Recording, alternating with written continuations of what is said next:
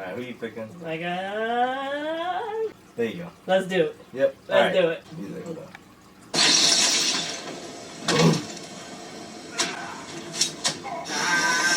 He's cool. That's what I call an entrance.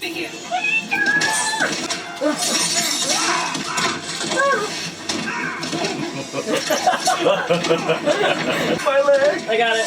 Oh, Archery's a hobby. there we go. No, no. Ah! Beep, beep, beep, beep. Oh, watch the car. Okay. Okay. That's right. Whatever. What's going on, YouTube? Welcome to Winners vs. Losers. I'm Bran. Ooh. And today we're going to dive into the DCEU universe, where we're going to talk a little bit about some of the things we love, some of the things we hate, and some of the things that we want to see fixed in the near future. So let's get into it in 3, 2, 1.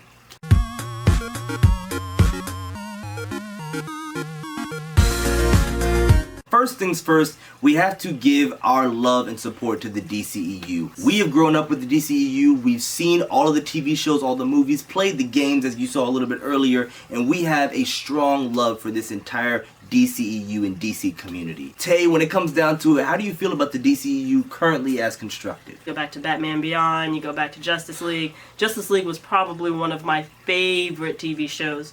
I think maybe the race with an unnamed other superhero universe has really kind of put the rush on things to DC. So today we're going to actually talk about 3 different topics. The first one is the development of characters. So I think the biggest problem is DC either throws the same characters at us, different versions or different actors, and they neglect a whole different part, or they throw everybody at the same time way too fast, i.e. Justice League.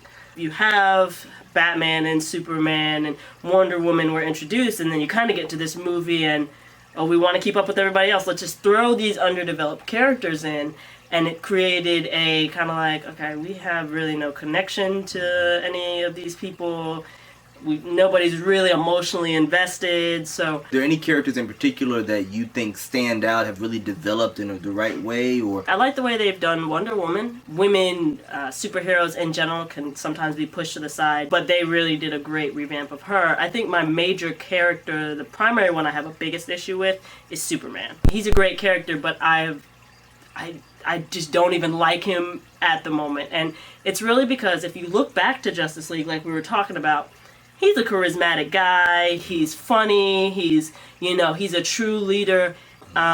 Christopher Reeves, we had Brandon Routh who did it, Henry Cavill who did it most recently. He's this stoic guy, he's not relatable by any means. Yep. He's just really this distant character, and we're like, hey, you grew up on Earth, like, what's going on here? Absolutely. And I think outside of the animated series, my favorite Superman has actually been Dean Cain. Yep. He played in a TV series, The Adventures of Lois and Clark. Yep. And he was just that guy who I'd like to see Superman as. So I think that's a big starting point. Make him somebody who we can relate to. What about you? And for Superman, he's one of my top 5 favorite superheroes of all time. When you go back and read some of the comics, you do see a little bit of that, that relatable aspect that Superman should have with everyone. But the biggest problem that I actually had was a small moment. If you ever went back and watched Justice League, there's a moment where the movie opens up and it's these kids that are recording Superman, and they're kind of just talking to him. But I felt like the real Superman, if a child were to go up to him and just ask him some questions and try to get to know him, he would go over to them, he would maybe do some kind of ice sculpture or something like that, just something cool to really show him. And if you watch that clip, tell he's very distant, he's almost like just not really paying attention to them nearly as much as a real Superman would. I think that there are so many characters that need to be involved in the DCEU. What is one main concept that you think you can just kind of, if you could talk to any DCEU editor or producer, anybody at Warner Brothers, what would you kind of just tell them the best way for them to proceed in the future when it comes to their movies? I would say look into your humongous arsenal and start pulling out some of the characters who may be lesser known. In Marvel Universe, we are like, oh, hail Groot. Groot says one thing. One thing. I am Groot. I am Groot. I am Groot. One thing, and they have gotten this character who's, part, I'm sure, is this big in the comics, but has really, I have a Groot Bop It in my office at work. I am Groot. Bop It's a start. So if they can take those bag of characters and like a Guardian type of mismatch and really make those characters that we're cheering for, then, do some of that with, Green Arrow. Pull Green Arrow out. Yeah. I know they have a TV show, but I feel like he could be a really charismatic character. You put him on the big screen. Like, why not use that? Martian Manhunter. Loved him. But he's almost nowhere to be found. Understand what you got, right? Don't get me wrong, the DCEU or the DC Comics as a whole, it really did start off with Superman. And you had the evolution to Batman, and you had Wonder Woman. But don't make it seem, or don't think for a second that that's all the DC is, right? Marvel, if you look at a poster of Marvel, just Google search it, you'll notice that, you'll see the front line, which is your Iron Man, Captain America, Spider-Man, and so on. But behind that front line is still an entire library of characters behind them. And guess what? DC, you're the exact same way. Right, exactly. So there's nothing wrong with thinking about how can you integrate in Nova, how can you integrate in Red Tornado, how can you integrate in some of those characters. And some of them don't have to have their own movies. Right. But some of them can just have even 10 minutes in a movie just to kind of intro themselves and just say, hey, I'm a part of this universe, and then just kind of go about their merry way and see them kind of develop over time. You have some amazing characters out there, and that doesn't even touch base on the villains. Okay, so Bram, what is one of your biggest issues? I already know, but I want everybody to know. Okay, so here's my thing. I'm gonna take the glasses off for this one. Oh my God. So I'm all about diversity in media. When it comes to superheroes, I'm 26. So I understand that there are younger kids out there that are going to try to gravitate to a character in a Disney movie, and it's all about being relatable. So I understand that diversity is an important aspect. I don't think you should just throw diversity out there just to throw it. There's one character that I cannot stand outside of the Teen Titans animated series or the Teen Titans Go. It has been Cyborg. I can't gravitate towards this guy. When he was in Teen Titans, he was one of my favorite characters. But this older version of Cyborg, whether it's in the video games or whether it's in the animated movies or anything like that, I just couldn't do it. And then the new Justice League movie just put the icing on the cake for me. I think that there should be some representation. And I think, honestly, if they're going to do anything, they need to go ahead and add Jon Stewart to the DCEU as that version of representation. Green Lantern, we saw the Green Lantern movie previously with Ryan Reynolds.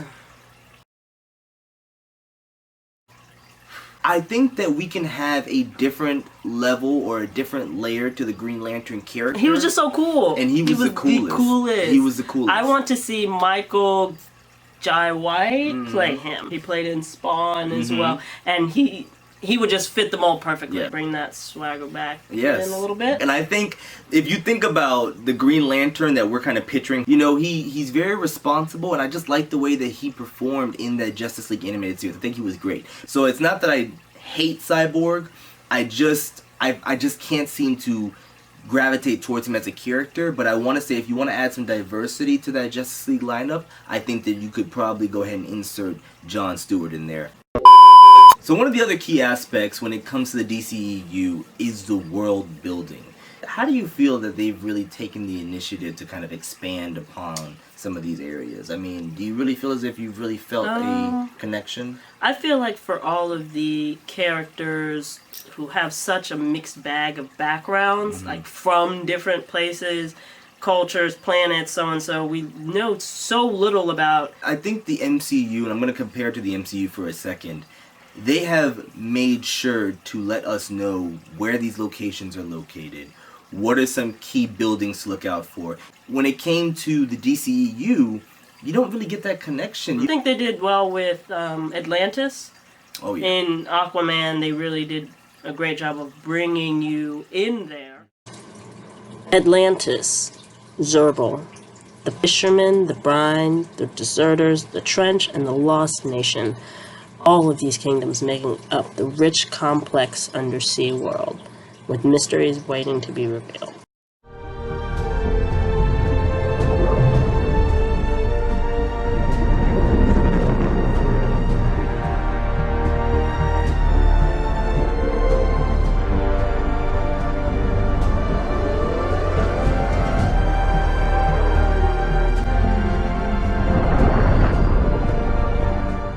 Exploring that world, and so that was a really great thing that DC, did. You know, the most important thing for me about Batman is I love the entire Gotham mysterious kind of vibe, that darkness, that kind of that shadow that oversees the city. So I hope that in the new Joker movie they expand upon that Gotham realm. I think they're going to do a great job with that.